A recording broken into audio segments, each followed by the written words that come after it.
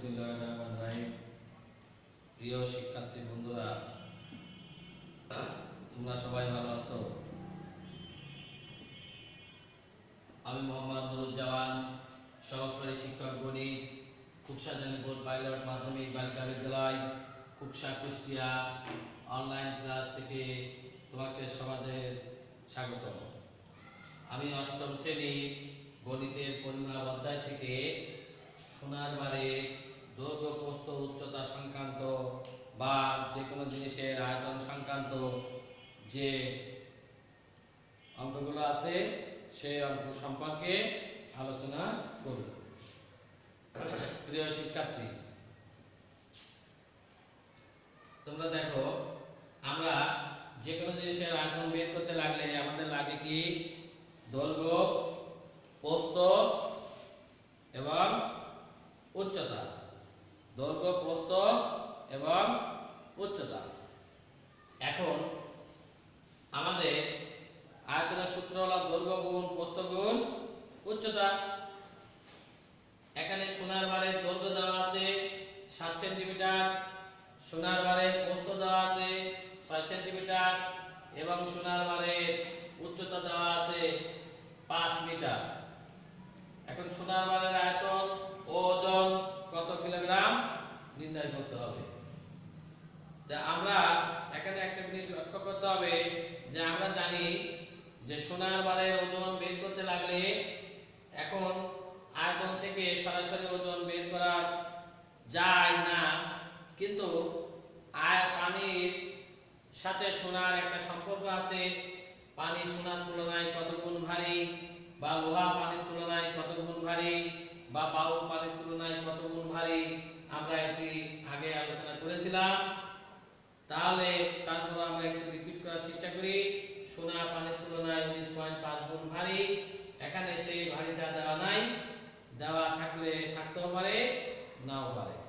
কিন্তু দেওয়া যদি না থাকে তাহলে আমাদের জ্ঞান থেকে আমাদের নিতে হবে যে সোনা কত গুণ ভারী, বা বায়ু কত গুণ ভারী, বা পানি কত গুণ ভারী, বা লোহা কত গুণ ভারী।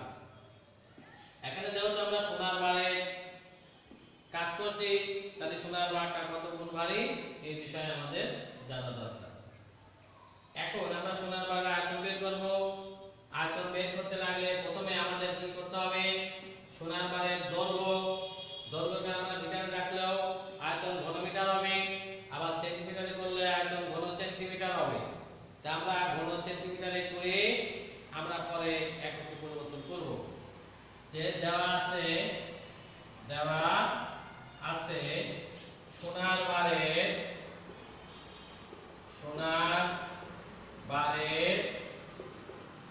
দৈর্ঘ্য সমান 7 মিটার সমান 700 সেন্টিমিটার। সোনার বারের প্রস্থ সমান 6 মিটার সমান 600 সেন্টিমিটার। সোনার বারের উচ্চতা সমান 5 মিটার সমান 500 সেন্টিমিটার। অতএব সোনার বারের আয়তন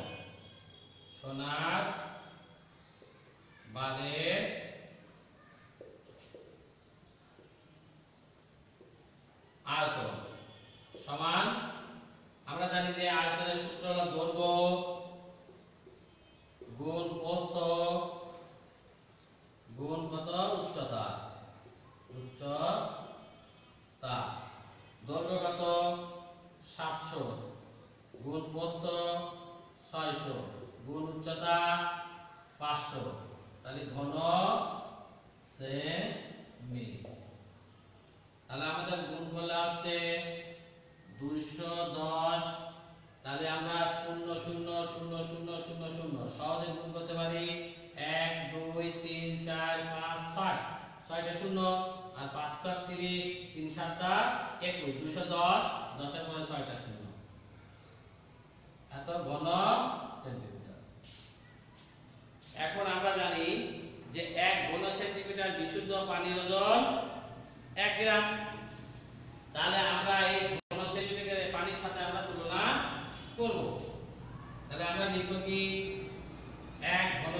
সেন্টিমিটার বিশুদ্ধ পানির ওজন, যে আমরা জানি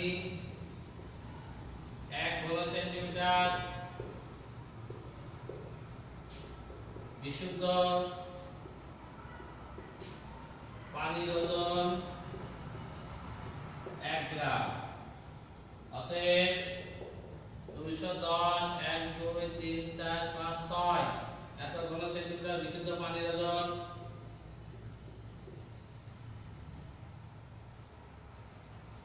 এত গ্রাম। সোনা পানির তুলনায়, সোনা পানির তুলনায় 19.3 গুণ ভারী, 3 গুণ ভারী। অতএব সোনার আয়তনকে 19.3 দিয়ে গুণ করলে আমরা সোনার বারের ওজন পাব।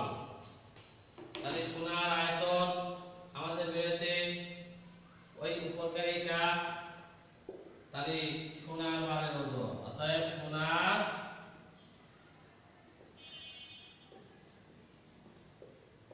বারের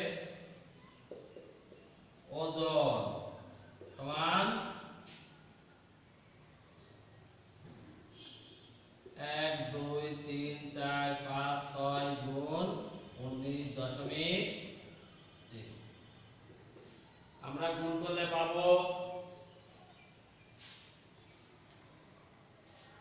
4 0 9 5 1 2 6 0 এত গ্রাম। এখন আমরা আমাদের ওজন বের করতে বলছিল কিলোগ্রামে। সোনার বারের ওজন কত কিলোগ্রাম? গ্রামকে আমরা 1000 দ্বারা ভাগ দিলে আমরা কেজি পেয়ে যাব বা কিলোগ্রাম পেয়ে যাব।